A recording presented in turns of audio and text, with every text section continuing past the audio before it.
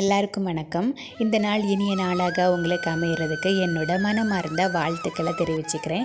எப்போ மருதாணி வச்சாலுமே சரி, நைட்டு ஃபுல்லாக என்ன ஞாபகம் இருக்கும்னா, அது எப்படி சோத்துருக்கோம் பார்க்கணும் அப்படிங்கிற ஒரு எண்ணம் தான் இருந்துக்கிட்டே இருக்கும். அது சின்ன வயசுலேருந்தே அந்த ஒரு எண்ணம் இருக்குது, இன்னுமே மாற மாட்டேங்குது.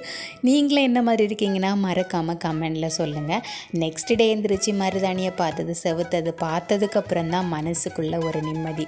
இப்போல்லாம் டெய்லியுமே கீரை சாப்பிடணும் அப்படின்னு சொல்லிட்டு எங்கள் வீட்டில் ஒரு ஆர்டருங்க. அதனால் நான் டெய்லியுமே கீரை சாப்பிட்டுட்டு தான் இருக்கேன்.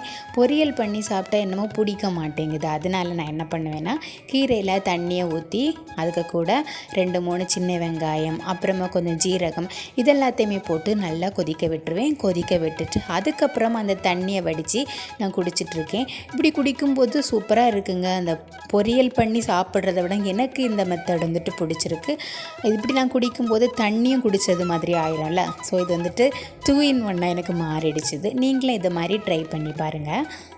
ஒரு 2 வருஷத்துக்கு முன்னாடி இருக்குல்ல, இந்த யூடியூப் எல்லாமே ரொம்ப ஃபேமஸாக அப்படி ஸ்டார்ட் ஆகிருந்த டைமில் யூடியூப்பில் இருக்கக்கூடிய எல்லா இன்ஃப்ளூயன்சஸும் காமிக்கிறது இந்த கிச்சன் ஐட்டம்ஸ் எல்லாமே காமிச்சிட்டே இருப்பாங்க. இதில் மெயினாட்டு இந்த கண்ணாடி ஐட்டம் இருக்குல்ல, கண்ணாடி ஜாரு, திங்ஸ் போட்டு வைக்கிறது, இப்படிங்கிறத நிறைய எல்லாருமே ஷாப்பிங் பண்ணி அதை காமிப்பாங்க. ஆக்சுவலாக அதை பார்த்து எனக்கும் இதை வாங்கணும்னு பயங்கரமான ஆசை வந்துடுச்சு. ஆனால் அதெல்லாம் அவ்வளோ ரேட்டாக இருக்கும். அவங்க காமிக்கிறது எதெல்லாம் அழகாக இருக்கோ அதுதான் நமக்கு பிடிக்கும். அந்த அழகாக இருக்கிறது எல்லாமே பயங்கர ரேட்டாகவும் இருக்கும். ஸோ அதுவே பயங்கர அப்சஸ் ஆகிட்டே இருந்துடுச்சு. அதுக்கப்புறமா என் ஹஸ்பண்ட் ஒரு டைம் சொன்னாங்க, இதெல்லாம் இவங்களுக்கு நிறைய ப்ரொமோஷன் வரும், அவங்களுக்கு சும்மா கூட அதை அனுப்பி வைப்பாங்க, அதை ரிவ்யூ பண்ண அதுக்கு காசு வேற கொடுப்பாங்க, அதெல்லாம் பார்த்துட்டு தான் அவங்க வந்துட்டு அதெல்லாம் வாங்குகிறாங்க. நம்ம வந்துட்டு இதை பார்த்து காசு போட்டு வாங்கி அப்புறம் கண்ணாடியை ஹேண்டில் பண்ண தெரியாமல் அந்த கிளாஸ் ஜாரெல்லாம் கீழே போட்டு உடச்சி எதுக்கு தேவையில்லாமல் அப்படின்ட்டு சொன்னாங்க. ஆனால் அது எனக்கு மண்டையில் ஏறவே இல்லைங்க. ஆனால் போக தான் புரிஞ்சுது. இப்போ நான் நினைப்பேன், இந்த யூடியூப்பில் இருக்க இன்ஃப்ளூயன்சஸ் எல்லாருமே ஒவ்வொருத்தங்களை ஒவ்வொரு திங்ஸ் வாங்குறதுக்கு எந்த அளவுக்கு ரொம்ப ஆசையை கிளப்பி விட்டுருக்காங்கல்ல அப்படின்னு சொல்லிட்டு இப்போ தான் எனக்கு தோணுது.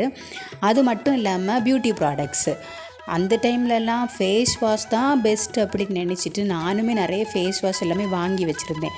அதுக்கப்புறம் பார்த்தா எனக்கு பயங்கரமாக பிம்பிள்ஸ் வந்துடுச்சுது. சரி, அதை வந்துட்டு இது பண்ணுறதுக்காக டிஐவை நிறைய பார்த்தேன். பால் எடுத்து முகத்தில் தேய்ச்சா பிம்பிள்ஸ் போயிடும் அப்படி இப்படின்லாம் போட்டு தேய்ச்சிட்டு திரிஞ்சேன்.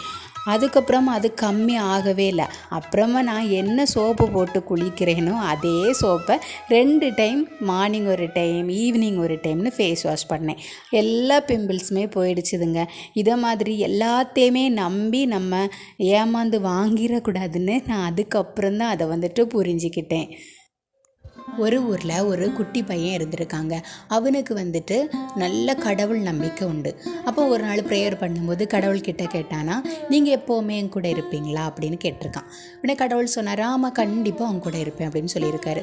நீங்கள் என் கூட இருக்கீங்க அப்படிங்கிறத நான் எப்படி தெரிஞ்சுக்கிறது அப்படின்னு கேட்டிருக்கான். உடனே கடவுள் சொன்னாரா, நீ நடந்து போகும்போது உன்னோட நிழல் பக்கத்தில் இன்னொரு நிழலும் கூட வரும், அப்படி அந்த நிழல் வந்துச்சுன்னா நான் உன் கூட இருக்கேன் அப்படின்னு அர்த்தம் அப்படின்னு சொல்லியிருக்காரு.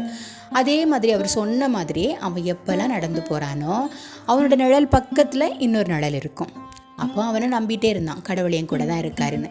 வளர நமக்குள்ள இந்த கஷ்டங்கள்லாம் வருதுல்ல, அதுமாரி அவனுக்கு நிறைய கஷ்டங்கள் வர ஆரம்பிச்சது. ஒரு கட்டத்தில் அவனால் தாங்க முடியாத கஷ்டம் வருது. அப்போ அவன் பக்கத்தில் பார்க்குறான், அவன் நிழல் பக்கத்தில் இன்னொரு நிழலை காணோம். ஏன் இப்படி இருக்குது அப்படின்னு சொல்லிட்டு ரொம்ப கஷ்டப்படுறான். அதுக்கப்புறமா கடவுள்கிட்ட பேச ட்ரை பண்ணுறான், கடவுள் ஆன்சர் பண்ணவே இல்லை. ரொம்ப கஷ்டப்பட்டு கடவுள்கிட்ட ரொம்ப மன்றாடி கேட்குறேன், என்கிட்ட பேசுங்க, என் பக்கத்தில் நிழல் இல்லை, அப்போ நீங்கள் என் கூட இல்லையா, சொல்லுங்கன்னு சொல்கிறான். அதுக்கப்புறமா காலங்களும் உருண்டோடுது, அவனோட கஷ்டங்கள் எல்லாமே மாறிடுது. மாறினதுக்கப்புறமா அவனுக்கு அந்த டவுட்டு மட்டும் இருந்துகிட்டே இருக்குது, ஏன் அவ்வளோ நாள் என் கூட இருந்த கடவுள் நான் கஷ்டப்படும் போது எங்கே போனார் அப்படின்னு சொல்லிட்டு. அப்போ அவனுக்கு வந்துட்டு ரொம்ப அது ஃபீல் ஆகுது. இப்போ ஒரு நாள் எப்படி இதெல்லாம் கேட்டே ஆகணும்னு, இன்றைக்கி நீ என் முன்னாடி வரல, நான் என் உயிரே மாய்ச்சிருவேன், நீ என்கிட்ட வந்து என்னை பேசி தான் ஆகணும் அப்படின்னு சொல்லிட்டு கடவுள்கிட்ட சொல்கிறானா. அப்போ கடவுளும் சரி சொல்லு, என்ன கேட்கணுமோ நீ என்கிட்ட கேளுன்னு சொல்கிறாரான். இல்லை, நான் நல்லா இருக்கும்போதெல்லாம் என் பக்கத்தில் நிழலாக நீ வந்துட்டே இருந்தா, நான் கஷ்டப்படும் போது அப்போ நீ எங்கே போனா அப்படின்னு சொல்லிட்டு அவன் ரொம்ப ஃபீல் பண்ணுறானாம்.